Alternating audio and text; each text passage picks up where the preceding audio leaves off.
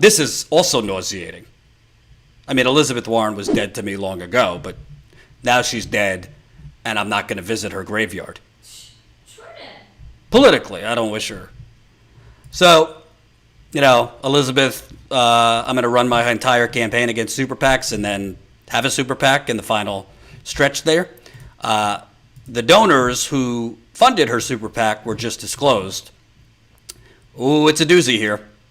Former President candidate Warren's biggest political donor to her super PAC was recently revealed to also have given a substantial amount in donations to a major political ally of President Trump. According to Shane Goldmacher, national reporter for the New York Times, recent filings show that Warren's Persist PAC was almost entirely funded by Silicon Valley mega donor Carla Jurvetson. In total, Jurvetson donated a mammoth $14.6 million to support Warren's campaign. This is the same Carla Jurvetson, by the way, that gave a massive donation to the DNC earlier in the campaign cycle, which allowed Elizabeth Warren to gain access to the voter file data. So Jurvetson gave $14 million to Elizabeth Warren's super PAC. She mainly supported Democratic candidates such as Warren. She also gave another large contribution to the tune of $2.7 million to the 2018 Senate run of former Maricopa County Sheriff Joe Arpaio. Woo! Man, that is strange. That is a strange political mind there. Support Sheriff Joe.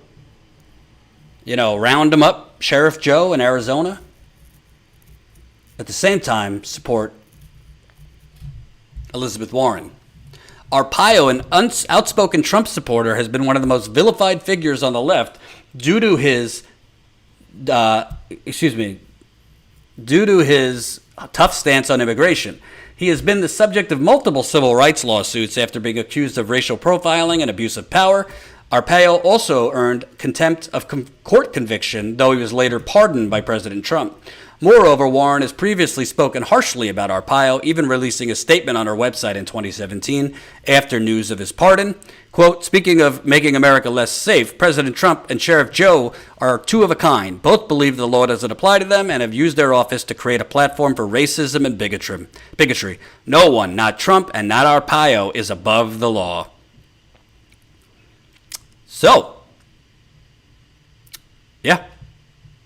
Pretty much our whole super PAC was funded by Carla Jurvetson, who happens to be the ex-wife of a massive Silicon Valley billionaire. I forget who she was married to. I've seen some profiles of her. Generally, she supports female candidates. I think she's given money to Kirsten Gillibrand and others.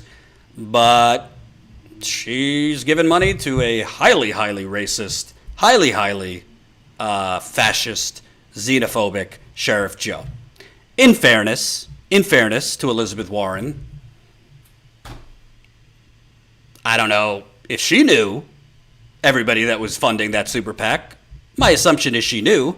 I don't know if she knew that Carla Jurvetson had given money to Sheriff Joe.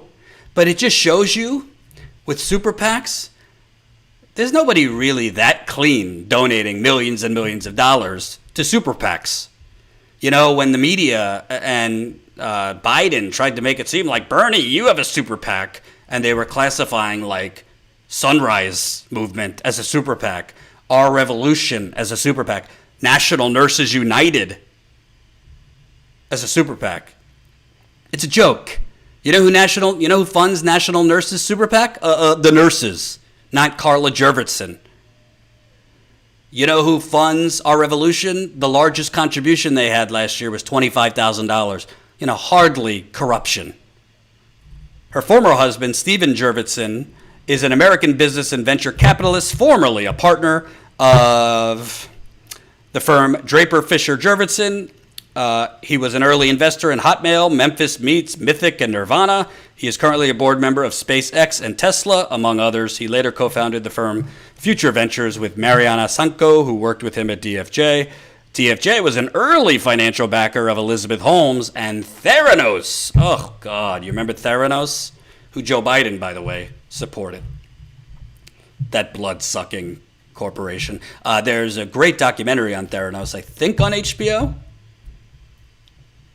So, Elizabeth Warren, you know, you didn't need this particularly to show that, like, the emperor has no clothes, but the emperor has no clothes. And I will say this. I don't have the clip up. It's not even worth it. When she was on The View this week and they challenged her on, like, why have you still not endorsed? I mean, it's just, I don't know who gives Elizabeth Warren political advice.